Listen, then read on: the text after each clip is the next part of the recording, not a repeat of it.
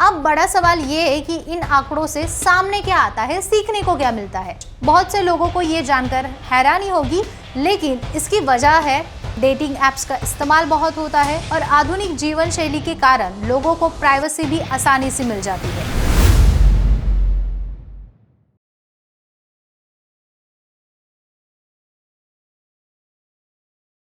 Dear friends, आज का विषय सुनकर शायद आपको लगेगा अरे ये कौन गिनता है भला, लेकिन सच यही है, जिन बातों पर लोग खुलकर चर्चा नहीं करते उन बातों की हकीकत मार्केट डाटा बहुत साफ साफ तरीके से बता देता है। आज हम एक बहुत ही दिलचस्प विषय पर बात करने वाले हैं। भारत में किन राज्यों में कॉन्डम की बिक्री ज्यादा होती है और कैसे एक छोटी सी रबर की चीज समाज में व्यवहार, सोच, ओपननेस, सेक्सुअल अवेयरनेस साफ दिखाई देती है, ये हम आज समझेंगे। इस पूरे विषय के पीछे है clinical sexologist doctor Umesh Mundada ji. 1985 से उन्होंने मरीजों का इलाज किया है। पिछले 40 सालों से आशा किरण सेक्स क्लिनिक के माध्यम से वो हजारों मरीजों को सेक्सुअल हेल्थ पर काम कर रहे हैं। मुंबई, पुणे, नासिक, कोल्हापुर नगर जैसे कई शहरों में उनकी क्लिनिक है और छत्रपति संभाजी नगर में मुख्य शाखा है, जहाँ वो सोमवार से शुक्रवार होते हैं। शनिवार रविवार को मुंबई, पुणे की क्लिनिक में होते हैं। उनके अनुभव के मुताबिक कॉन्डम की बिक्री सिर्फ खरीदारी नहीं होती है, वह समाज की सेक्सुअल बिहेवियर की एक खिड़की होती है।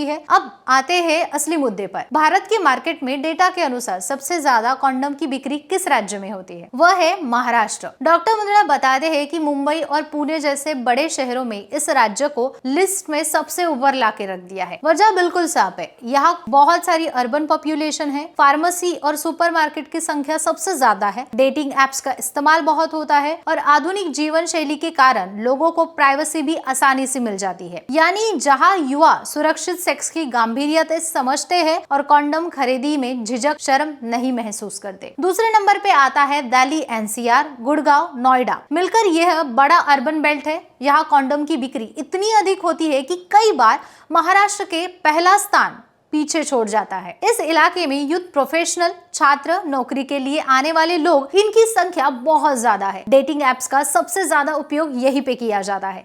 नाइट लाइफ, खुलापन और लोगों में सेफ सेक्स को लेकर ओपननेस भी काफी है। रिटेल रिपोर्ट्स के मुताबिक दिल्ली, एनसीआर में कॉन्डम और ल्यूब्रिकेंट्स की बिक्री देश के बाकी शहरों से तेजी से बढ़ रही है। तीसरे स्थान पे आता है कर्नाटक, खासकर बेंगलुरु। डॉक्टर मुंदड़ा बताते हैं कि बेंगलुरु में भारत के सबसे बड़े यूथ वर्किंग पॉपुलेशन यानी कि आईटी हब, स्टार्टअप कल्चर, को लिविंग स्पेस, को वर्किंग ऑफिसेस, इन सब की वजह से लोगों के बीच इंटरेक्शन बहुत अधिक होता है। सेक्सुअल वेलनेस के जो प्रोडक्ट्स होते हैं उसका इस्तेमाल अधिक होता है, अवेयरनेस ज्यादा है और इसके लिए कॉन्डम, ल्यूब्रिकेट्स और दूसरे अवेयरनेस प्रोडक्ट की बिक्री बेंगलुरु में टॉप 3 पे आती है। चौथे नंबर पे आता है उत्तर प्रदेश। बहुत से लोगों को ये जानकर हैरानी होगी, लेकिन इसकी वजह है वहां का विशाल पॉपुलेशन। यूपी की जनसंख्या इतनी बड़ी है कि पर कैपिटल बिक्री भले कम हो, लेकिन कुल बिक्री पूरे देश में सबसे ऊपर हुई होती है।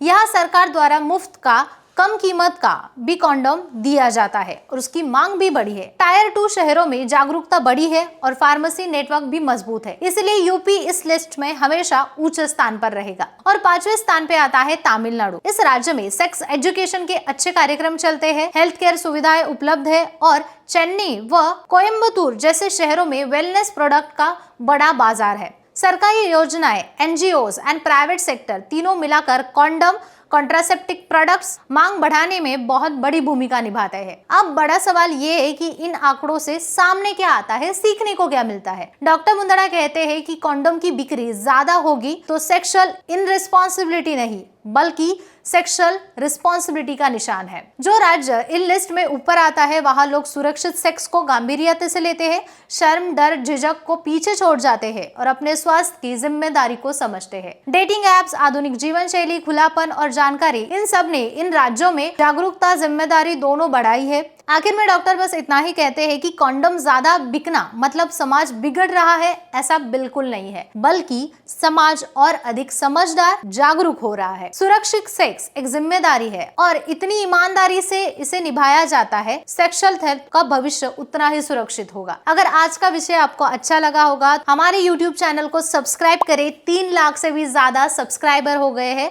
और ये YouTube फैमिली और ऐसे ही बढ़ाइए। हमारे वीडियोस देखते रहिए, खुश रहिए।